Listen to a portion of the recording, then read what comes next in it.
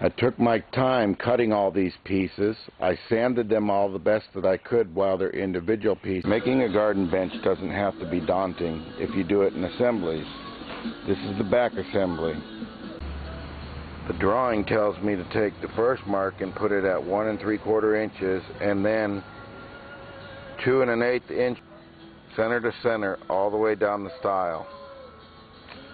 Do your layout on the first one and then transfer the mark to the second one. Alright, we're going to use the router, so we want to make sure that we use hearing protection and eyeglasses every time that we use them.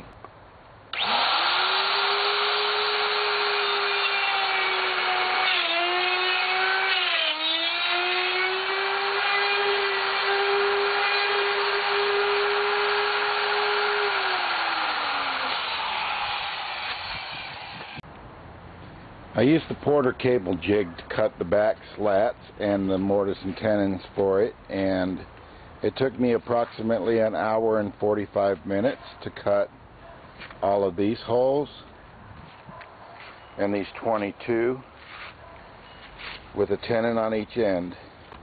Don't forget to cut a tenon on the end of your stiles.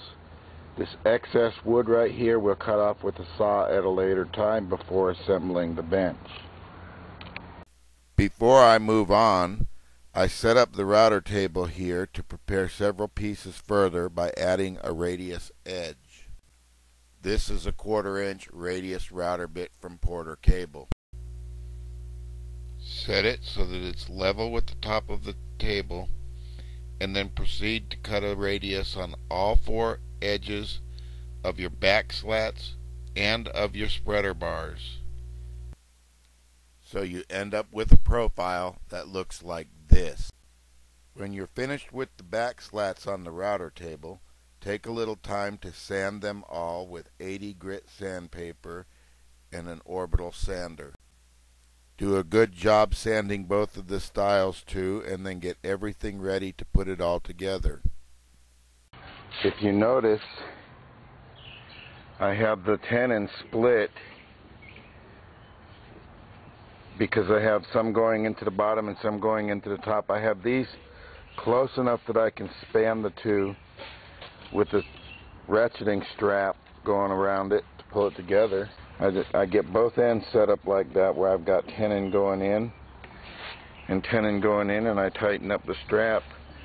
But I have it loose enough so that it doesn't pinch any of them in place in the middle.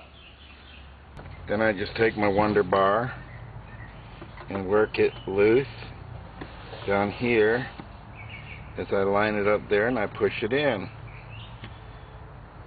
And a little bit of patience, but once you get it set up like this, it doesn't take that long to go down and line them all up one by one.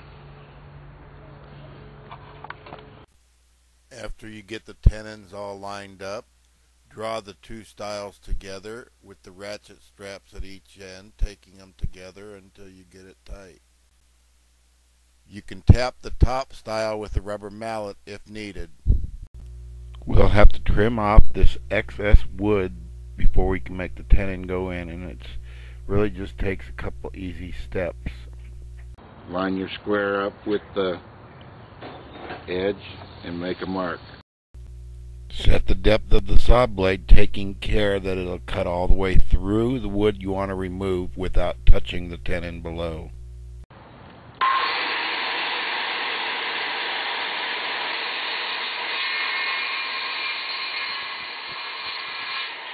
The seat's going to go together as a sub-assembly looking like that. At the router table, be sure to put a radius edge on the tops of all of the seat slats and on the bottom side of the front and back seat slat. Line them all up. Use a square to make a mark 3/4 inch from the end. Make another mark in the center, and then make another mark 3/4 inch from the other end. Mark them all. Use a number 6 countersink bit like this one.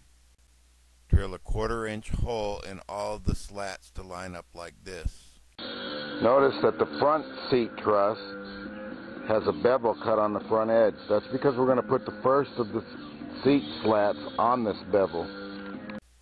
I used the Jointmaster Router Jig to cut all the mortise and tenons for the seat assembly, and it took me about 1 hour. Next, assemble the seat, gluing each joint along the front and gluing each joint along the back.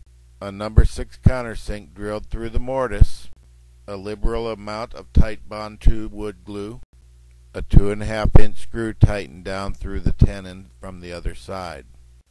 Before we put the seat slats on that frame right there, we're going to sand everything real good and make it pretty before we assemble it. Use 1 5/8-inch galvanized deck screws to fasten.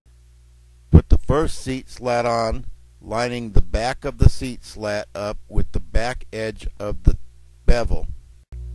Install the second slat tied up against the first slat, and then put on a third slat, fourth slat, and so on all the way to the back. Choose a spacer. I chose the spanner wrench that came with my grinder and just put it in between as I screwed the next one down. The last slat's going to overhang off the back. Then I put the plug cutter on the drill press and cut me enough plugs so that I can fill all of the holes on the seat slats.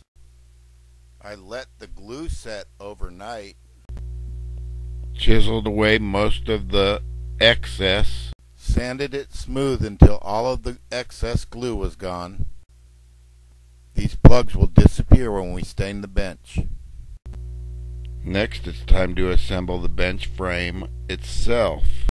You have to cut a mortise on the back side of the legs for the spreader bar, and a mortise on the back leg with a tenon on top of the front leg to hold the arm on. When cutting the tenons on the spreader bar, be sure to cut at the proper angle on the end of the spreader bar before cutting the tenon. Cut the proper 7-degree angle before cutting the tenon on the arm, and cut a mortise on the bottom to sit on the top of the front leg. Use ratchet straps to do a dry fit to make sure everything is sitting properly. Then transfer the marks from the first and line up all your tenons on the second one so that everything can go together properly. Put both halves together and compare them to make sure they're the same with dry fit. Use a 3/16 pilot drill and drill a hole in the center of the mortise all the way through the board. On the reverse, find the hole and drill with the number 6 countersink a 1/4-inch hole. Drive a 2.5-inch coated deck screw down into the tenon. After you get the frame together, use these plugs and plug all the holes. To ready the frame assembly for final installation, you need to cut 6 mortises. Cut the mortise for the backrest and the seat, and then do a dry fit together with the ratchet strap, and use a square to align the mortise for the cross brace on the legs. After you cut it, strap it all back together, put the screws in it, put the plugs in it. I finished the bench. It took me about 18 to 24 hours to build it. I have these plugs I need to still cut off, sand them down, do the finish sanding, and then stain it. The detailed drawings are 6 pages long and show every piece with precise dimensions. The first one is the Western style with a lattice inset. There are 3 different designs for the top style. Also, there are 3 different designs for the inset between the styles. The second one here is called the Queen Anne, and it shows a dowel inset. I built the mission style bench with 22 back slats because that's the style bench I built in my online tutorial. The first page has a shopping list as well as a layout, so there will be no wasted lumber. Now that I've showed you how easy it is to make a garden bench, go ahead, grab your router, go out in your own backyard and make one. Your wife saw the video and now she wants one. You know you can do it. Just do it. I had to get myself close to you.